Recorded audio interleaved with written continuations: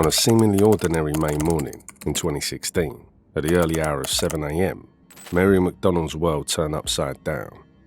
Living in the Avondale House flats in Dublin, she'd grown accustomed to the quiet hum of the mornings in the complex. But that morning, a sharp, urgent knock at her door shattered the stillness. Before she could react, the door flew open and two men stormed into her apartment. Guns in hand, they ignored Mary's protests and took control of her flat. The men stationed themselves at the windows, their eyes fixed on another apartment. Unbeknownst to one of the neighbours, they were monitoring his every move.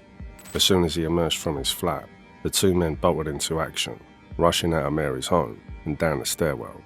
The neighbour, oblivious to the threat, walked casually to his car in the complex's car park.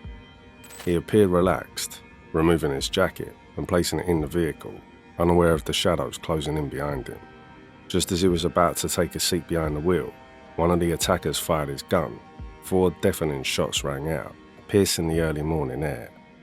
The victim staggered, hit twice in the neck, once in the lower back, and once in the chest. Blood pooled as he crumpled to the ground. The second gunman tried to fire, but his weapon jammed. Frustrated and panicked, he fumbled with it, but could do nothing. The job was done. The two assailants fled, leaving their victim lifeless in the car park. The jammed weapon, its safety still on, was later found abandoned, loaded with 6 full rounds of ammunition. Their escape, however, didn't go as planned. The pair jumped into a waiting black BMW, but the car refused to start. Scrambling, they abandoned the vehicle and sprinted to a nearby Skoda Octavia. This time, the engine roared to life, and they disappeared into the distance. When Gardaí arrived at the scene, the BMW offered chilling clues. Inside, officers found a jerry can of petrol intended to destroy evidence and 2 changes of clothes. It was clear the murder had been meticulously planned. Shortly before he was shot, the 35-year-old victim was issued with a Garda information message that there was a threat to his life. You see, the victim was Gareth Hutch, a nephew of none other than Jerry the Monk Hutch, one of Ireland's most notorious criminal figures. And this killing was no isolated incident. It was part of a deadly feud that had gripped Dublin at the time. 3 months earlier, the infamous Regency Hotel shooting had sent shockwaves through the city. The attack, believed to have been orchestrated by the Hutch family, claimed the life of David Byrne, a Kinahan cartel associate. That shooting ignited a ferocious war between the Hutch and Kinahan factions, a war fought in blood. Gareth's murder was the 8th killing linked to this escalating feud. Gardaí had previously searched Gareth's flat as part of their investigation into the Regency shooting. Ironically, just days before his murder, Gareth had confided in a local councillor. His words were haunting. He knew he was in danger and feared being shot in front of his son. He was the father of a 6-year-old boy and had been desperately seeking to move to a more secure apartment within the complex. But time ran out. The day before the shooting, tension simmered in the Avondale House flats. Mary MacDonald, whose apartment would soon become an unwitting vantage point, witnessed a heated confrontation in a car park below. Jonathan Keogh, a cartel gunman who she'd known for years, squared off with Gareth Hutch. His words were chilling. If any harm befell his sister Regina or his family, he'd come after Gareth. Later that evening, Keogh approached Mary with a proposition. He offered her £5,000 to use her flat for a few hours. Mary declined, but Keogh's sister Regina persisted, insisting she'd comply. Their refusal to accept her answer left Mary feeling cornered. That night, around 10:45 p.m, Keogh and another man followed Mary into her apartment. Once inside, they drew 2 handguns from their trousers and meticulously wiped them down with wet wipes. The sanitised weapons were then placed into an Aldi bag before the men departed. Disturbed, Mary called Regina, expressing her discomfort and stating she didn't want anything in her house. Regina dismissed her concerns and arrived minutes later, leaving rubber gloves on Mary's kitchen counter, a silent assertion of control. The following morning, Keogh and an accomplice forced their way into Mary's apartment, lying in wait for Gareth to appear. As he emerged, they sprang into action, confronting him outside and executing him in cold blood. Less than 12 hours after the murder, a chilling CCTV video began circulating on social media, capturing the brutal execution of Gareth Hutch. The footage revealed two hooded gunmen stealthily approaching Hutch from behind as he attempted to enter his car, their intentions unmistakably lethal. The botched escape that followed proved to be the assailants' undoing. Forced to abandon their intended getaway vehicle, a black BMW, their hasty retreat left a trail of evidence. Investigators swiftly identified the shooter as 33-year-old Jonathan Keogh, a figure already notorious in criminal circles. This was not Keogh's first encounter with the law. He'd been arrested in an apartment in Park West Clondalkin, manufacturing pipe bombs for the Irish National Liberation Army, INLA. The cache included steel piping, metal caps, batteries, wiring, alarm clocks, propellant powder, and nails, components intended to create devices of maximum lethality. Keogh pleaded guilty to unlawful possession of explosives and served an 8-year sentence. A detective at his sentencing revealed that Keogh's motivations were far from ideological. He was constructing bombs to target drug dealers as part of a money-making racket involving kidnapping, extortion, and intimidation. Released in 2014, Keogh resumed his criminal enterprises with renewed vigour. He entrenched himself deeper into organised crime, engaging in extortion and forging alliances with mobsters from Limerick and Eastern Europe. His trajectory of violence and lawlessness culminated in the cold-blooded murder of Gareth Hutch, further entrenching his infamy in Ireland's underworld. Jonathan Keogh, alongside his close-knit circle, including Gangland killer Thomas Nicky McConnell, volatile criminal Gerard Mackin, childhood friend Eamon Cumberton, and several other notorious figures, coalesced into a formidable crime group, infamously dubbed the New ILNA. Their operations spanned extortion, coercive debt collection, and drug trafficking, all while masquerading under the guise of a legitimate security enterprise in Ballymun. Keogh himself amassed over 20 criminal convictions, ranging from theft and drug offences to public order violations and reckless driving. From his teenage years, Keogh's interactions with law enforcement were marked by an aggressive defiance. His affiliation with a Republican organisation during the peace process was opportunistic. He harboured no intent to target security forces in the north. For Keogh, the Republican mantle was a mere facade for his true pursuit: financial gain. Despite raking in tens of thousands of euros monthly, Keogh and his cohort's insatiable greed propelled them further into the abyss of criminality. Their ambition led them to offer their lethal services to the Kinahan cartel, especially in the aftermath of the Regency Hotel shooting. Intelligence gathered by Spanish authorities after the Regency Hotel shooting in February 2016 revealed that Keogh was on the Kinahan's payroll, orchestrating operations in their relentless vendetta against Jerry the Monk Hutch, his family, and associates. Investigations further uncovered Keogh's close collaboration with fellow hitman Eamon Cumberton in his brutal campaign against the Hutch faction. During the probe into David Byrne's murder, authorities unearthed a chilling hit list, underscoring the calculated and merciless nature of their enterprise. Entrusted with large sums of cash by the Kinahan cartel, Keogh and Cumberton were working on a list of 4 targets. They diligently identified and tracked them, demonstrating acute awareness of surveillance. Their meticulous planning included clandestine meetings in car parks, even in Spain, and often donning bulletproof vests to ensure their safety. Compensation varied based on their roles in each assassination, with Keogh receiving substantial sums to finance contracted killings. Keogh's enterprise in explosives and firearms, coupled with his violent reputation, earned him a pivotal role within the cartel, with huge responsibility.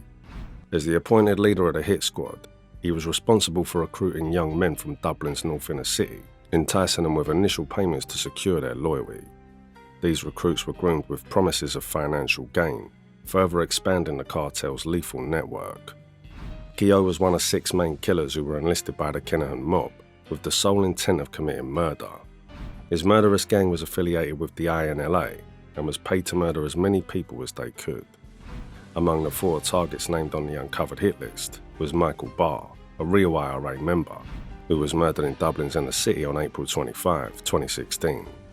Keogh and Cumberton's only success from the hit list was Barr's slaughter. At that point, Kinahan was offering huge money to eradicate a Hutch organised crime group, including €1 million for Jerry Hutch and €500,000 for James Gately's murder. Keogh was also commissioned with €30,000 to travel to Northern Ireland and assassinate Kevin Flatcap Murray, whom the Kinahan gang suspected of involvement in David Byrne's killing. However, Keogh aborted this mission, suspecting Murray was under police surveillance. In April 2016, Barr was gunned down in Dublin's Sunset House pub, marking the sole successful execution from their list. However, years later, Keogh's key accomplice, Eamon Cumberton, became the first person convicted of a murder in the Hutch-Kinahan feud, and is now serving a life sentence for Barr's murder. Gardaí previously investigated whether Keogh was also present at the Sunset House during Barr's brutal killing. He was seen closely reading a newspaper report on this aspect of the case in a North Inner City shop the night before Gareth Hutch's murder, but was never charged. Unable to actually target any other people on the hit list, Keogh shifted his focus to Gareth Hutch. Although this murder backfired massively, as the Hutch faction struck back after Keogh fled the country. In retaliation, Keogh's older brother Michael was killed in the underground car park of the Sheridan Court complex in the North Inner City in May 2017. He'd just left his home and gotten into his car to drive to his new job when he was shot inside the vehicle. Nobody heard the gunshot, and Michael's dead body had been laying in the car for some time before it was found by council workers. Although he was still friendly with several Kinahan gang members at the same time of his death, Michael Keogh was trying to start over, having previously been involved in criminal activity and the cartel. His unsolved murder is believed to have deeply distressed his brother Jonathan. In June 2017, the law finally caught up with Jonathan Keogh. In the aftermath of the killing, Keogh fled Ireland, seeking refuge across the border with the aid of his associates. He first went to Scotland before travelling to London. His attempt to vanish was thwarted when detectives eventually tracked him to Essex, England, after he applied for a new passport. In a coordinated operation, the UK's National Crime Agency, NCA, arrested Keogh, facilitating his extradition to Ireland aboard a military plane. Back in Ireland, he faced trial alongside his sister, Regina Keogh, and accomplice Thomas Fox for the cold-blooded murder of Gareth Hutch. All three were found guilty by the Special Criminal Court and received mandatory life sentences. In December 2024, a fourth individual, Thomas Nicky McConnell, was also convicted for his role in the murder. The court found that the plan to kill Mr. Hutch had been in gestation, perhaps as far back as April 2016, when a black BMW, the proposed getaway vehicle, was bought for cash. It was certainly in place by May 18, when Jonathan Keogh acquired a burner phone. Back in Ireland, he faced trial alongside his sister Regina Keogh, an accomplice Thomas Fox, for the ruthless murder of Gareth Hutch.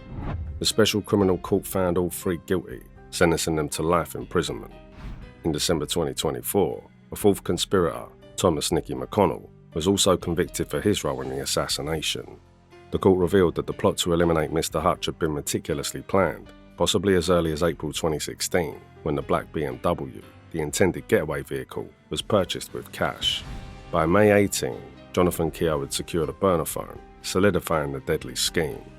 This calculated orchestration underscores the cold-blooded nature of the crime, reflecting a deep-seated vendetta that culminated in a brutal public execution. During the trial, state witness Mary MacDonald testified that she had known Jonathan Keogh for many years, providing crucial identification evidence. In addition, the court found that Keogh was intricately linked to the murder through mobile phone records, CCTV footage, and DNA evidence discovered on items in the getaway vehicle. The presiding judge remarked that Keogh had a hand in almost every aspect of this meticulously orchestrated murder enterprise. His sister Regina is believed to have played a central role in the murder by being instrumental in securing the use of Mary MacDonald's flat as a vantage point to monitor Hutch. This involvement led to her becoming the first woman convicted in the lethal Kinahan-Hutch feud. Thomas Fox was integral to both the planning and execution of the shooting, serving as the getaway driver. Upon his conviction, an outburst erupted in the courtroom, with someone from the public gallery shouting, "Fucking hypocrite you are," before storming out. In court, Keogh, who had pleaded not guilty, showed no reaction when the verdict was announced, though he later shouted "rats" across the courtroom, underscoring his defiance even in the face of justice. Since his incarceration, Keogh, known for having extreme anger issues, has been a constant source of trouble. He's threatened staff members and engaged in violent altercations, leading to multiple transfers between Ireland's correctional facilities. In 2018, Keogh, along with cartel associates and convicted killers, Fat Freddie Thompson Eamon Cumberton, and Paddy Doyle were transferred from Mountjoy Prison due to serious disciplinary issues. 3 years later, Keogh survived a shiv attack in the D yard of yet another facility, the Midlands Prison. A former MTK boxer intervened, helping him fend off the blade-wielding assailant, Michael Collins, a volatile inmate serving a 14-year sentence for causing death by dangerous driving. This incident led to Keogh being transferred back to Mountjoy. Eventually, in 2024, he was kicked out of Mountjoy Prison and transferred back to the state's maximum security lockup in Port Leash for threatening a prison officer and his family while making false complaints about the same staff member. This marked the third time he threatened prison officers since the beginning of his life sentence. Despite his alignment with the INLA terror group and his reputation as a bully and thug, Keogh has expressed regret over involving his siblings in the Kinahan-Hutch feud.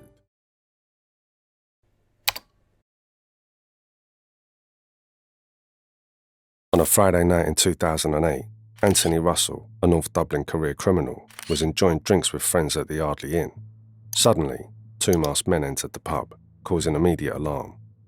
One of them opened fire, creating a scene of panic and chaos. Russell was targeted and shot multiple times in the upper body before the gunman fled in a silver Nissan Almera.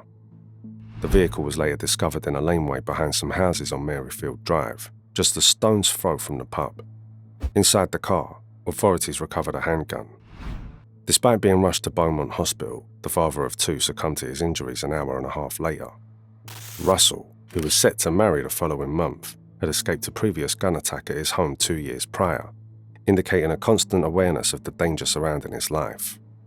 He was a member of the gang led by Christy Griffin, who had been sentenced to life in April 2007 for raping a young girl. This gang specialised in various illicit activities, including drug trafficking, armed robberies, and hijacking, often collaborating closely with the Provisional IRA. However, Griffin's involvement in the rape unleashed a chain reaction within his gang.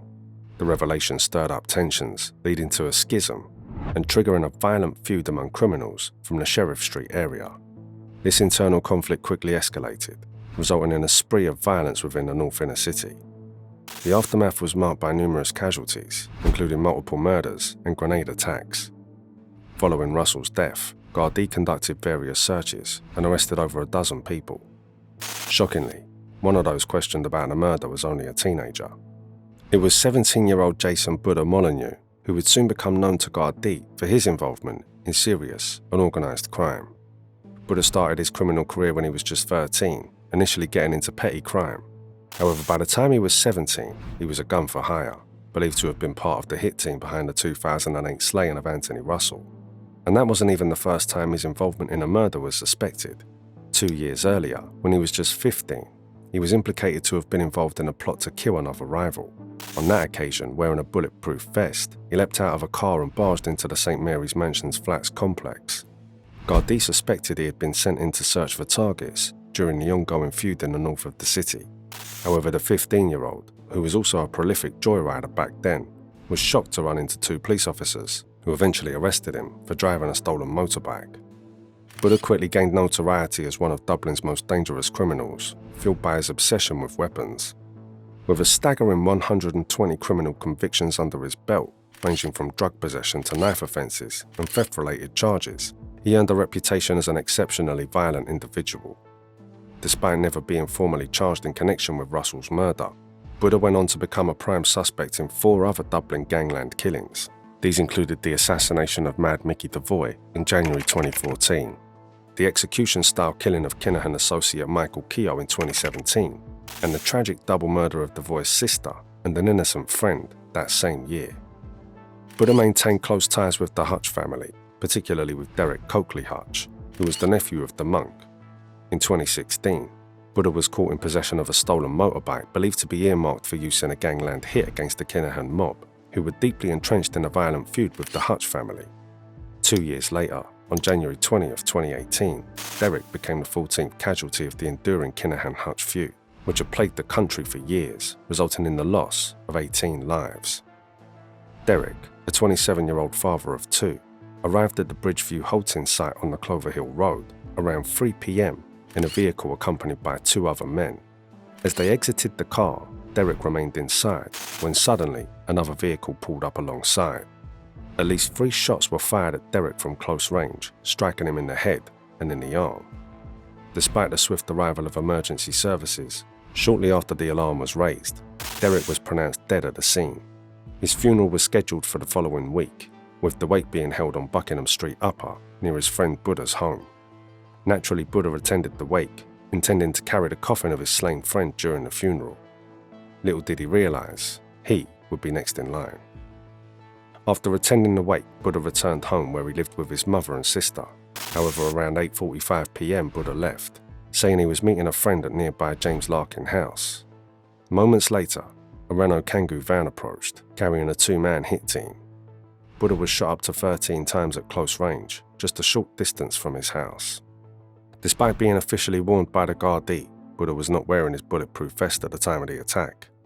His mother disclosed that he had refrained from going out earlier in the day due to concerns about people watching their home and keeping track of his movements.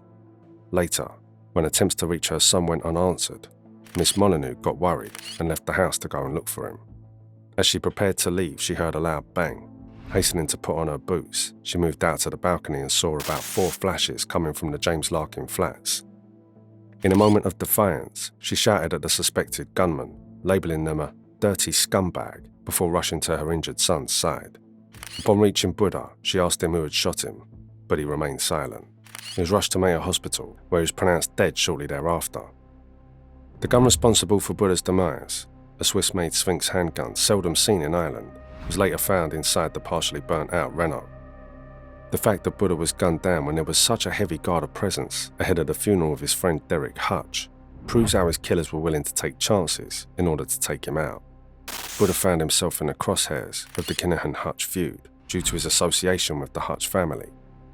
Following Derek's assassination, even while out on bail, Buddha arranged a war council meeting among Hutch gang members at a pub in the north inner city. However, Gardaí suspected that another long-standing feud, predating the Kinahan-Hutch conflict, might have been the catalyst for Buddha's murder. Speculation suggested that he had been marked for death upon his release from prison, with various rival gangs seeking retribution. Gardaí had issued multiple warnings to Buddha about the imminent threat to his life, indicating the seriousness of the situation. The leading theory behind the motive for Buddha's murder suggests it may be linked to his connections with individuals suspected of trying to murder criminal Derek Boteler Devoy. Tragically, instead of Devoy, his innocent sister Antoinette Corbally Devoy and pal Clinton Shannon, also innocent, were shot dead when 2 gunmen stormed through the mother of 6's house in Ballymun in August 2017. 3 years prior to this double murder, Buddha is believed to have been the gunman who fatally shot Boteler's brother Michael, Mad Mickey Devoy. Michael was gunned down shortly after his release from a brief prison sentence. It's suspected that Buddha's killing might have been an act of revenge for Michael's murder. Michael was the chief suspect for shooting at a group of people leaving a party at a Dublin pub in 2013. Nobody died in that shooting, but Kinahan drug dealer Greg Lynch suffered a head wound and 3 bystanders were injured. Lynch initially blamed Boteler Devoy for the attack, and while Michael Devoy's murder remains unsolved, Gardaí believe criminals linked to the Kinahan-Hutch feud killed him in revenge for shooting one of their number. Despite being a suspect in Michael's killing and undergoing questioning by the Garda, Buddha was released without charge and never faced prosecution in connection to the murder. Nonetheless, Devoy's Ballymun-based associates kept Buddha responsible for his death, leading Gardaí to explore the possibility of Buddha being targeted by this faction. After thorough investigation, Gardaí ultimately concluded that Buddha fell victim to a coordinated effort involving multiple individuals working in collaboration with the gunman. Several arrests were made in connection to the investigation, but to this day, no one has ever been charged in relation to Buddha's death.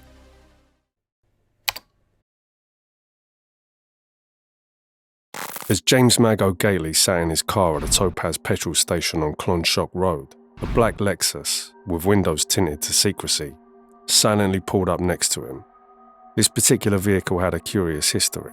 It had once belonged to the Pakistani embassy, and had changed hands for a mere €3,700. Unbeknownst to Gately, he had been trailed by this very car since the previous day. In a sudden eruption of violence, the driver of the Lexus emerged and swiftly approached Gately's car. Without hesitation, he fired 5 shots. CCTV footage captured the chilling spectacle. Gunsmoke swirling in the air as Gately staggered out of his car, collapsing onto the pavement. The hitman then swiftly fled the scene, heading off to meet his associate in Dromiskin, County Louth. With his help, he set the Lexus ablaze. Meanwhile, just seconds after being shot, Dad of 2 Gately told the cops to get him a fucking ambulance as he lay on the filling station's forecourt. Against all odds, he survived the attack. Knowing mob boss Daniel Kinahan wanted him dead, Gately had the foresight to wear a bulletproof vest, which intercepted 4 of the shots. A 5th struck Gately in the jaw. The shooting was carried out on the orders of the Kinahan cartel, who pinned blame on Gately for his alleged involvement in the Regency Hotel murder, despite the absence of formal charges against him for the crime.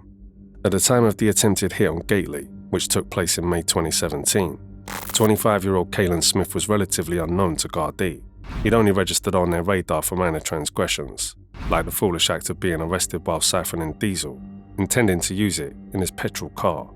However, as Smith's role in the failed assassination of Gately came to light, it became apparent that he was a significant figure, strategically used by the Kinahan cartel in their ongoing war against the Hutch faction. Caolan Smyth got involved in 2 of the most dangerous gang conflicts in Dublin. He was among the new criminals emerging as the police started to crack down on the Kinahan cartel. Following the turbulent period of the Kinahan-Hutch feud in 2016, many members of the cartel in Ireland had either ended up behind bars or fled the country. With vacancies emerging within the cartel's Dublin operations, fresh faces like Smith were swiftly promoted up the ranks. However, despite Smith's rise as a seasoned gunman and his involvement in numerous shootings, he wasn't the ideal choice when the Kinahan cartel targeted Hutch associate James Mago Gately for assassination in 2017. The attempted hit marked the second time in just over a month that the Kinahan cartel had made a concerted effort to eliminate Gately. They initially selected Estonian hitman Imre Arakas to carry out the murder. He was flown from Spain to Dublin on April 3, 2017, but was arrested by Gardaí before he could fulfill his mission. Gately, who was once trained in boxing by Daniel Kinahan in Spain, had been living in Northern Ireland due to the €500,000 bounty on his head. Arakas was later sentenced to 6 years in prison, with authorities suspecting direct communication between him and Kinahan regarding the assassination plot. Following Arakas' arrest, Smith took over in the hunt for Gately on behalf of the cartel, now on their payroll. He established a base at Pierce House in Dublin city centre, taking precautions such as installing bulletproof windows due to fears of retaliation from rival factions. Smith's presence in the area initially caught the attention of Gardaí, mainly due to the flashy jeeps he drove. Additionally, there were suspicions that he was using his time there to recruit young individuals for involvement in gang conflicts, particularly in the Sheriff Street area. Smith was trying to flex his muscles in the city centre by openly affiliating himself with the Kinahan cartel. As the Garda investigation intensified into the Gately hit, Smith's involvement in criminal activities expanded. Alongside his role in a drug gang in Kulock, North Dublin, he also served as muscle for one of the warring factions in Drogheda. Smith maintained close ties with several notorious figures, including North Dublin mobster Mr. Flashy, his associate Mohammed Smoo, currently incarcerated for involvement in the Kinahan plot to kill Patsy Hutch, and Gangland enforcer Scott Kappa. In May 2019, one of the Kulock members, 22-year-old Sean Little, was gunned down off the M1 in North County Dublin. Little was lured to a meeting on an isolated roadway in Balbriggan before being fatally shot, his lifeless body discovered beside a burning car. His death escalated tensions, plunging Kulock into a state of warfare and resulting in a series of killings throughout 2019, claiming the lives of 5 men associated with the Kulock gang. Despite being Little's friend, the finger of blame soon pointed to Smith, although he attended the scene of the crime in Walshestown alongside the victim's grieving father and Hamid Sanambar, an Iranian who had previously worked as Little's driver. Days after Little was gunned down, Sanambar was shot dead as he went to the family home to pay his respects. Officers suspect he was wrongly blamed for setting up the young drug dealer. Accused of involvement in Little's death, Smith found himself in a perilous situation as former allies turned against him. In a curious move, he flew to the UK for a lie detector test to assert his innocence, sharing the results on social media. However, associates of Little remained steadfast in their belief that Smith had betrayed his friend over a €200,000 debt owed to the Kinahan cartel. And they were not the only ones. Also, Sean's grieving father, Stephen Little, kept blaming Smith for the brutal killing and plotted to take Smith's life in retaliation. However, detectives from the elite drugs and organised crime unit intervened just in time. Stephen Little was arrested with a gram-powered G9 semi-automatic pistol and later received a 6-year prison sentence. He openly admitted to possessing the firearm to kill Smyth, expressing regret that he hadn't been given more time to execute his revenge. Despite the intense scrutiny, Smyth has never been arrested or charged in connection to Sean Little's murder. Following the attempt on his life, Smyth continued to play a significant role in the ongoing Kulock feud. As a trusted associate of the Finglas-based drug dealer Mr. Flashy, he found himself deeply entangled in the tumultuous events unfolding in the Finglas and Kulock areas in 2019. Nevertheless, in addition to his involvement in the feud, Smyth was enlisted by the Kinahan cartel to carry out the hit on Gately. Despite entering a not guilty plea, the Special Criminal Court found him guilty beyond a reasonable doubt in February 2021. They determined that Smyth had served as both the driver and the gunman during the attack, branding him a ruthless and dangerous criminal. He was sentenced to 20 years in prison, although he arrogantly boasted that he would be released just after 5 World Cups. His co-accused Gary McAreevy received a 4-year sentence, with the final year suspended for his role in burning the getaway car.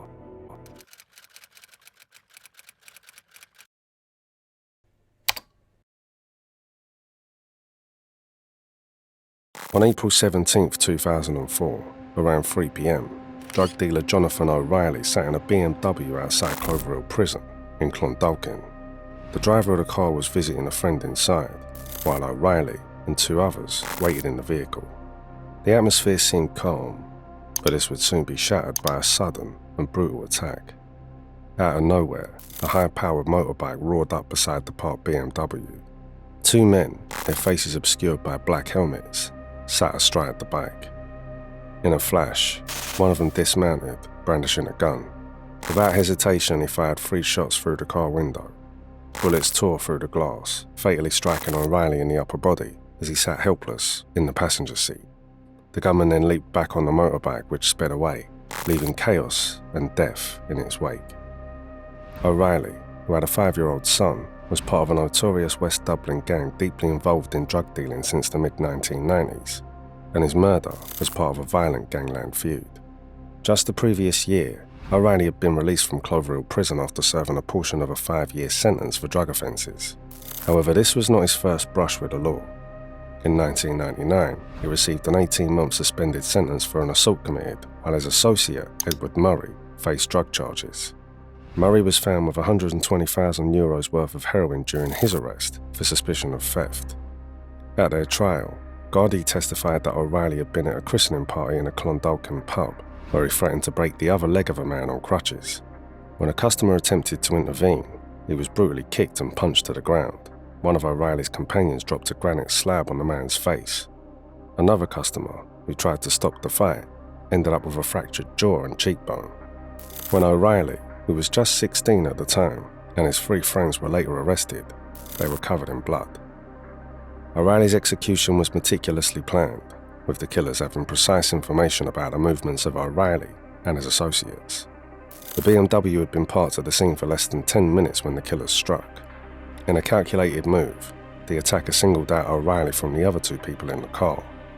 After the shooting, the killers fled to an isolated cottage in Finglas, where one of them was living. There, they enlisted teenager Joey O'Callaghan, who was also staying at the cottage, to hide the gun and burn their clothes. Back at the cottage, chaos erupted in the kitchen. "What if he isn't fucking dead?" one shouted. "We're absolutely fucked," replied the other. When O'Callaghan yelled, "He's after dying," into the kitchen, the atmosphere shifted to one of twisted jubilation. The next few hours were filled with celebratory chinking of glasses, lines of cocaine, and high fives. O'Callaghan, trying to remain inconspicuous, wished he could disappear into the ground, but every so often, the killers would turn their attention to him. They threatened to kill him and his family if he ever breathed a word of what had happened.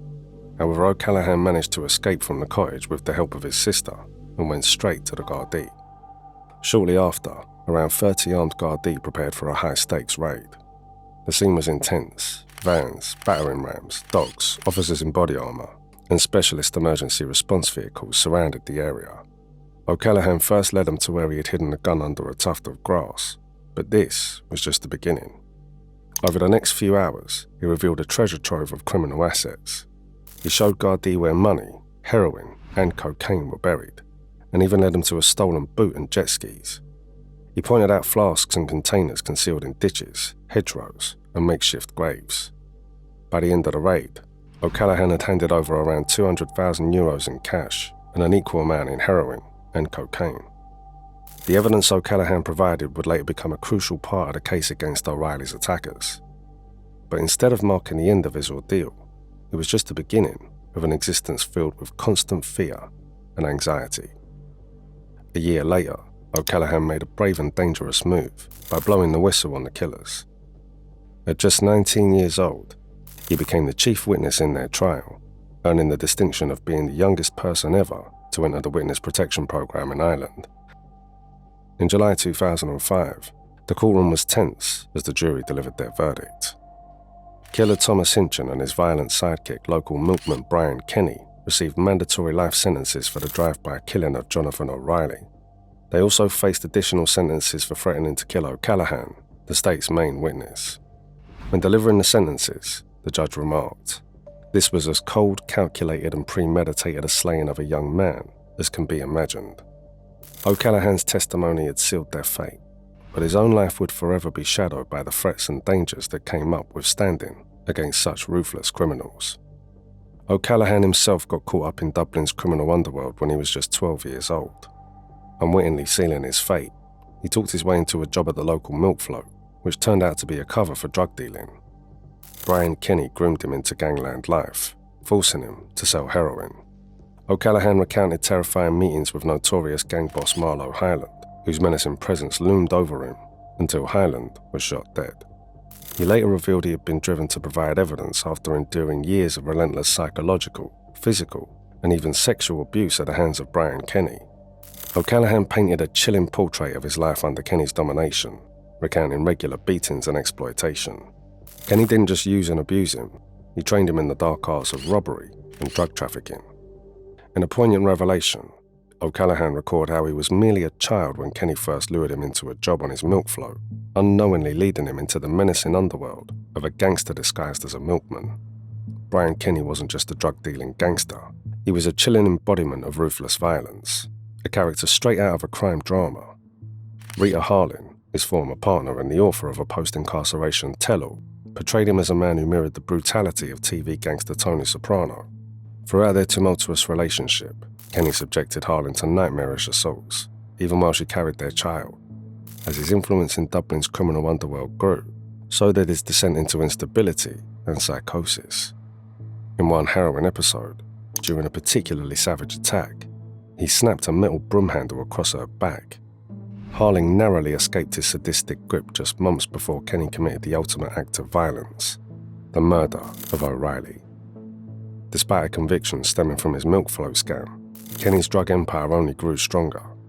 After receiving a suspended sentence, he dove back into the underworld with a vengeance, determined to recover his losses. He carried out robberies for Marlo Hyland and aspired to become part of his gang, but was accused of informing to police and hooked up instead with Hinchin, who ran a brutal Clondalkin outfit.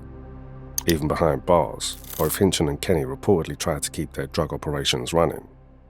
After serving just 16 years behind bars for the cold-blooded murder of O'Reilly, Kenny managed to convince the parole board of his reformation a few years ago, despite O'Callaghan receiving multiple threat-to-life warnings from Gardaí. Described as a highly skilled liar and manipulator, Kenny is considered exceptionally dangerous. Following his transfer a couple of years ago to the open prison at Locken House, Kenny enjoyed a relaxed regime and regular outings with his family. Despite O'Callaghan's impassioned plea to restrict Kenny's freedoms, authorities deemed him a low-risk prisoner, allowing him to partake in shopping sprees and overnight family visits, which left O'Callaghan gripped with fear. Kenny was allowed out for Christmas in 2021 and reportedly became intoxicated, a clear violation of his parole terms. Despite this, he successfully concealed his condition from prison bosses and was granted another temporary release shortly thereafter. However, in February 2022, Kenny was involved in a drug-related incident at the prison, leading to the revocation of his parole. Consequently, he was returned to serving a life sentence at Wheatfield Prison, where his killer pal Hinchin is also incarcerated. Brian Kenny and Thomas Hinchin have never admitted to their crimes or displayed any remorse. Despite the duration of his sentence, Kenny has made few friends behind bars. He is viewed warily by fellow inmates, who suspect him of attempting to trade information with prison authorities in exchange for privileges. That was it for today's video. What are your thoughts on today's topic? Let us know in the comments, and don't forget to like the video and subscribe to our channel if you'd like to see our next videos.